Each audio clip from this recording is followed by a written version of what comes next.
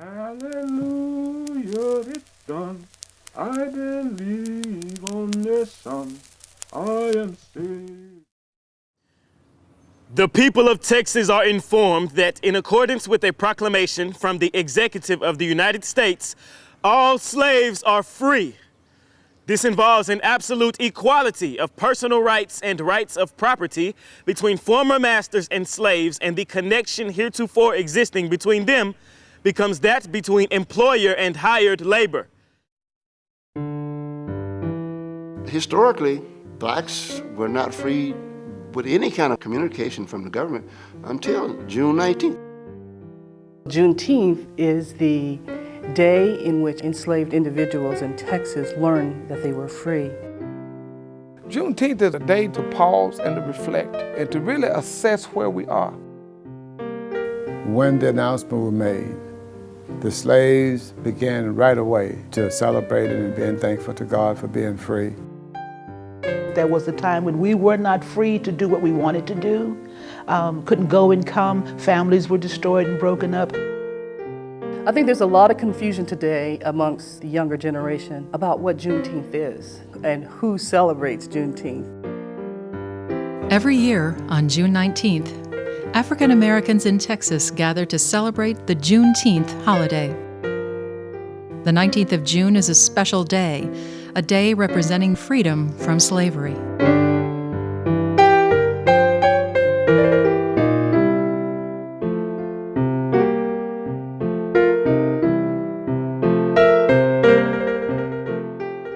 It all began in 1865 when Union soldiers led by Major General Gordon Granger landed at Galveston, Texas. There, Granger stood outside Ashton Villa and announced that the Civil War had ended and that the enslaved were now free. This was 2.5 years after President Abraham Lincoln issued his Emancipation Proclamation. Granger's general order would finally free the last 250,000 slaves whose bondage had been essentially unaffected by Lincoln's proclamation. Galveston was a very important place. It was like New York City.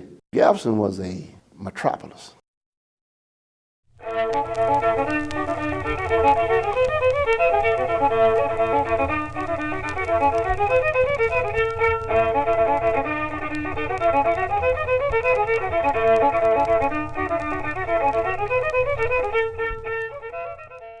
Abraham Lincoln's Emancipation Proclamation, as important as it was then, and in some ways it's become even more important as a statement of the United States since that time, it really was symbolic in many ways, because when he issued it in January 1863, it did not go into effect. In other words, the South or the Confederates did not free their slaves at that time. It had little effect in Texas because communication got there kind of slow. There were no federal troops in this part of the nation, so there was nobody to enforce the Emancipation Proclamation. The issue here in Texas is that the Union Army was not in control, and slaves were not fools, and they were not suicidal.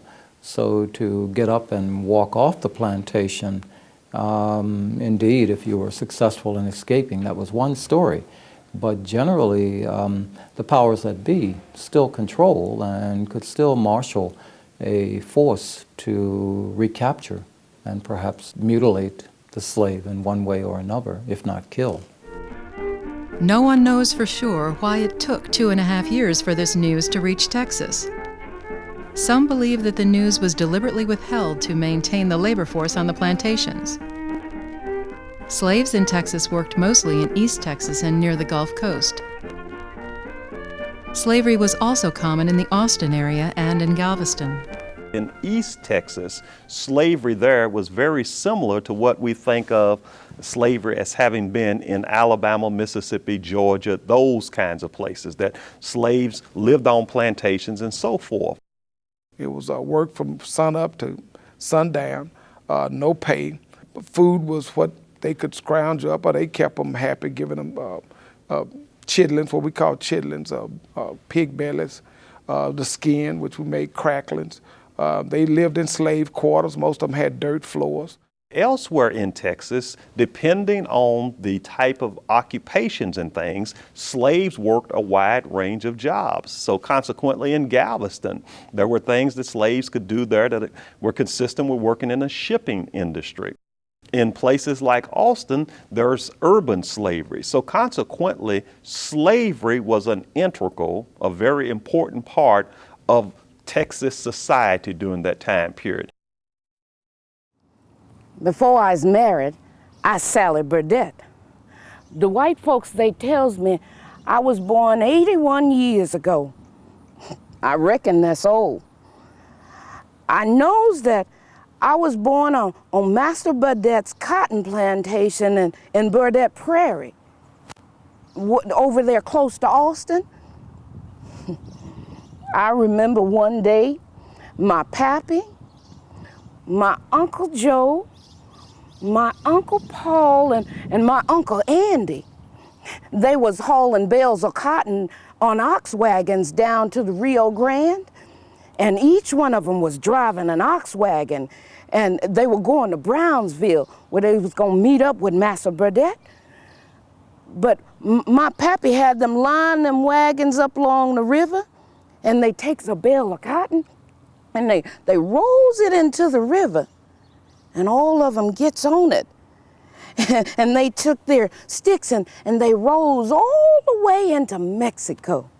You see, this was during the war. And my pappy, he came back after freedom, and he says that he gets along fine with Mexico.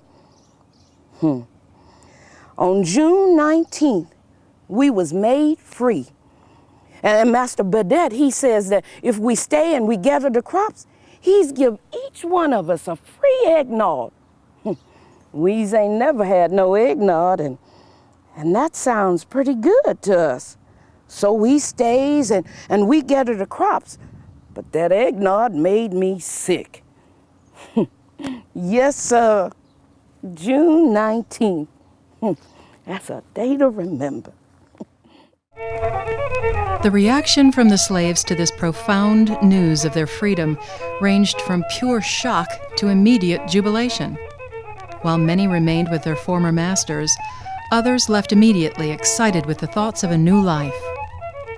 In some parts of the country, they wanted to use the slaves to continue farming and ranching and doing work for them as long as they could. And they just were blatant about saying, we're not going to give this up. Remember, they weren't allowed to read and write. They had no means of communication that was other than the grapevine, but they knew they were supposed to be free. And so in the southern states, on the eastern part of the southern part of the United States, those slaves, because of the federal troops who came into the area, they were liberated. Many of the newly freed slaves headed up north, thinking it represented true freedom. Others in Texas wanted to reach family members in the neighboring states of Louisiana, Arkansas, and Oklahoma. Settling into these new areas as free men and women brought on new realities and challenges. You had an array of reactions. Some slaves didn't know what to do. They wanted freedom, but where you gonna go? I mean, you already got a house, you got a little food there, got a few chickens running around, you got a little garden maybe in the back you can use, and you got this comfort zone. So when somebody tell you it's over, you know, okay, where am I going? They didn't know how to behave or act as freed men. Many were aged, and they knew that living on their own was going to be very difficult. Finding a job, food to eat every day, shelter. When you got ill, who was going to take care of you? Before, when you were enslaved, if you had a good master, he would make sure that you were well because you were property. You were very valuable property. In Texas, the date, June 19th, became a day of celebration for the emancipated slaves and their descendants. Through the years, it was shortened to Juneteenth and became an Independence Day type of celebration. For Juneteenth is about freedom. It's about freedom to come, freedom to go, freedom to celebrate, and freedom to not celebrate Juneteenth. And the freedom to forget, because in the beginning it was also important for the freedmen to remember. It was like the Negro Passover.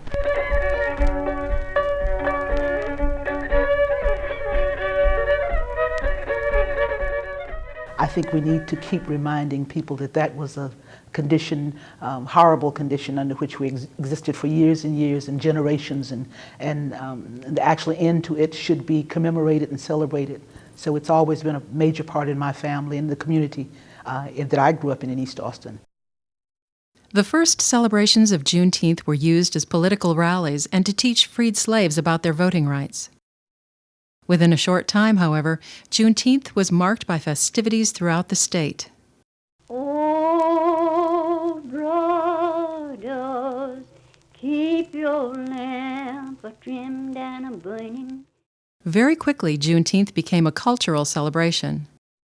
Juneteenth, I think, caught on in the later years as blacks started to socialize more together, start to form their own conventions, whether they were church conventions, as they started to go to school, and the day became more definitive because word was slow. Many traditions continue today. Rodeos, parades, baseball games, and barbecue are just a few of the typical Juneteenth activities. Juneteenth almost always focused on education and self-improvement. The freedmen embraced June 19th wholeheartedly. It was a day to remember what life was like before emancipation.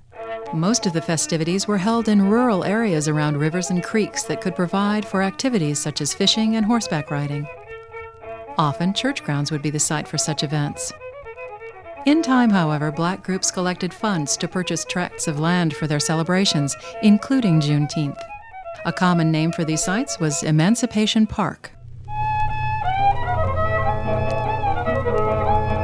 There were different locations around Austin where they would celebrate, and it was like they would come in shifts because everybody didn't get off at the same time. So you see the maids were there, the cooks were there first, the laundresses at the celebration grounds, but the chauffeurs, they couldn't leave until they got off work in the evening. There are accounts of Juneteenth activities being interrupted and halted by white landowners demanding that their laborers return to work. However, in many cases, employers allowed their workers to take the day off, and some even made donations of food and money. For decades, these annual celebrations flourished, growing continuously with each passing year.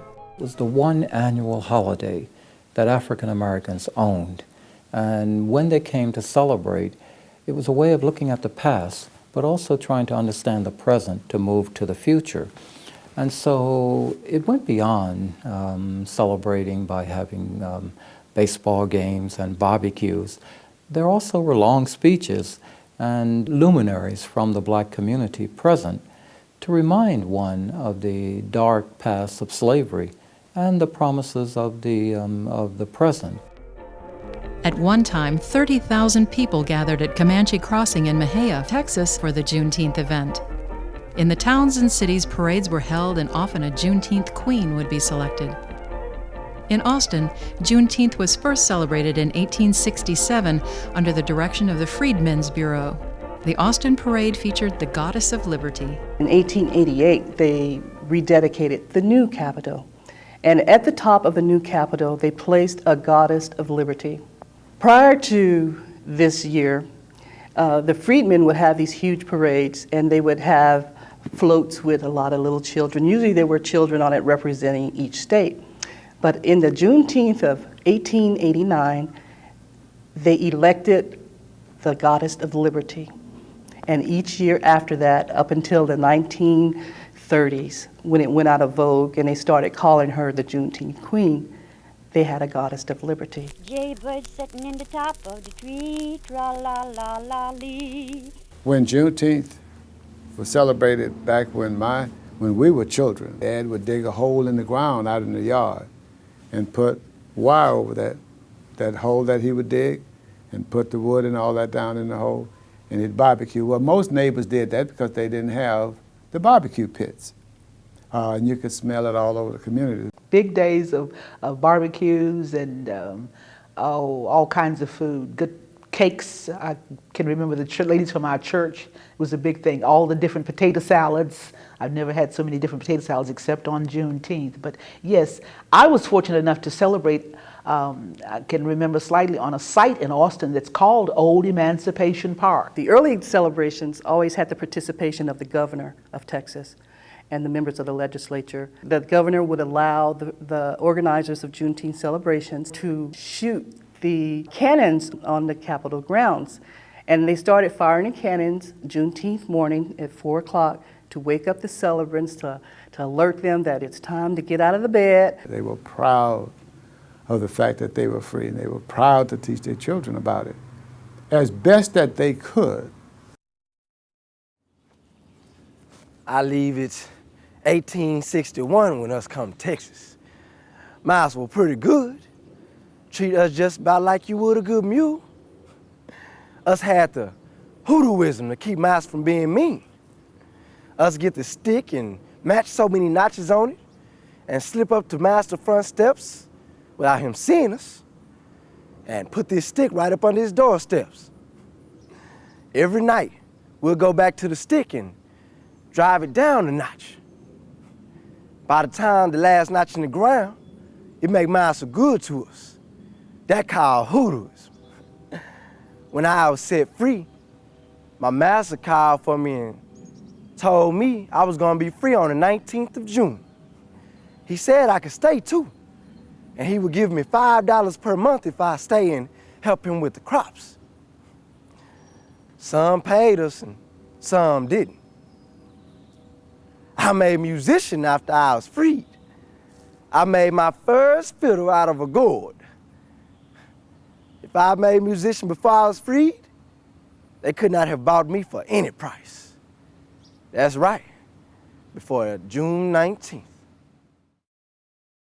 Unfortunately, with changing social conditions, the popularity of Juneteenth began to decline.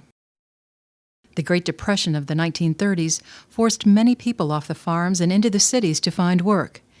In these urban environments, employers were less eager to give workers the time off to celebrate the date. Thus, unless June 19th fell on a weekend, there were very few participants available. The people in Luling, Texas celebrated Juneteenth at a big annual picnic. They had what they called the SP picnic. The Southern Pacific Railroad would stage a picnic and have these large barbecues, and they play baseball, and people would really celebrate with dances and gatherings. So it was a big deal. The celebration of June 19th spread from Texas to the neighboring states of Louisiana and Arkansas.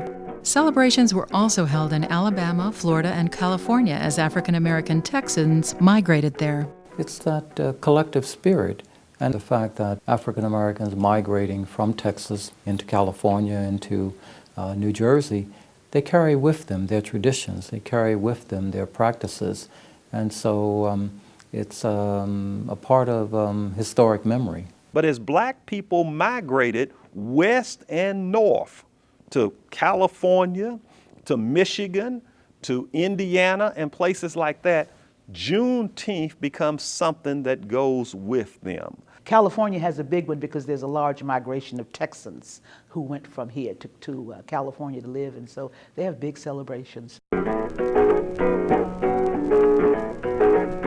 In 1978, Texas State Representative Al Edwards of Houston envisioned that blacks could have a formal celebration of emancipation from slavery. During his first year as a legislator, he authored the most meaningful piece of legislation for the black community that had ever existed in the history of Texas or any other state. He wrote and lobbied to get passed into law the bill making June 19th a legal state holiday. It would be the first official black state holiday in the U.S. I'd gone over to the Senate and I talked to the lieutenant governor at that time, who was Governor Bill Hobby, and he said he was all right with it. I'd gone to the governor, who at that time was Governor Bill Clemens. His position was, I'm not going to help you get your bill passed, but I'm not going to fight it. If you get it passed, then I'll sign it. At a memorable and historical ceremony on the grounds of the Texas State Capitol in Austin, the bill was signed into law on June 13, 1979. Representative Edwards has since actively sought to spread the observance of Juneteenth all across America. Other states are actually trying to get legislation that would create a holiday, just as we did in Texas, to make it a legal holiday. Buffalo, New York has the second largest Juneteenth celebration in the United States. But that June 19th has nothing to do with New York. They want to use that name just in the general sense of the meaning of freedom. Well, I don't know for sure just when I was birthed. They didn't keep no record then like they do now. I think Master Dave's keep some kind of record on us. He been dead a long time. Time for freedom in Louisiana. They refugees us to Texas in the wagons. We travel all day and all night and had to sleep on the ground. It didn't take us long to get to Calvert out there in the bottom of Texas. And they put us on a barden plantation. We was out there digging potatoes in the fields, and the Yankees pull up in 2 big wagons. And they tells us to come off the fields and freeze us. There wasn't no celebration about it. And Master say us can stay there till us decide what to do. Well, then something funny happened there. The slaves all drink out of that well. They drink in the morning and have awful cramps by dinner time. And in the evening, they's dead. Dies like flies. So fast they couldn't even make coffins for them. They just sew them up in sacks and bury them that way. Well, some of the slaves say they think Master put some poison in that well. Well, I don't know what happened, but it sure looked funny. Freed once before, really free, June 19th.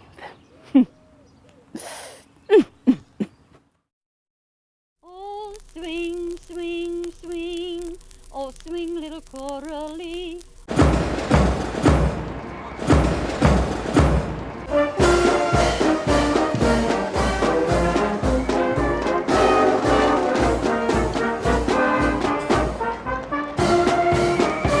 Throughout the 1990s, Juneteenth continued to enjoy a growing and healthy interest from communities and organizations throughout the country. The Smithsonian Institution, the Henry Ford Museum, and others have begun sponsoring Juneteenth-centered activities. I think it's actually growing in terms of a celebration to look more fundamentally at the African American experience and perhaps uncover aspects of it that we have not fully understood. It's just good for whites and blacks and browns to understand each other. Then they find out, oh, they're not as bad as I thought they were, if that's what they were thinking. Even the northern cities of Milwaukee and Minneapolis now host 2 of the largest Juneteenth celebrations in the nation.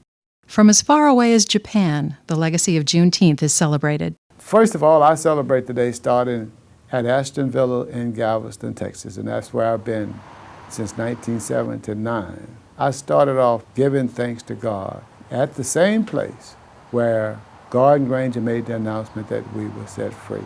This year, for Juneteenth, we're going to go out to the St. John Colony celebration in Caldwell County, which is a long-standing celebration. It's very large. And there's free barbecue, there's baseball games, and a lot of good food. So it's a day off for a lot of people. So there are parades, there are picnics, and then there are programs where people can stop and talk about it and enter into a dialogue. It's a religious day. It's a day that in the morning when I get up, I thank God, just like anybody else would, that I'm free.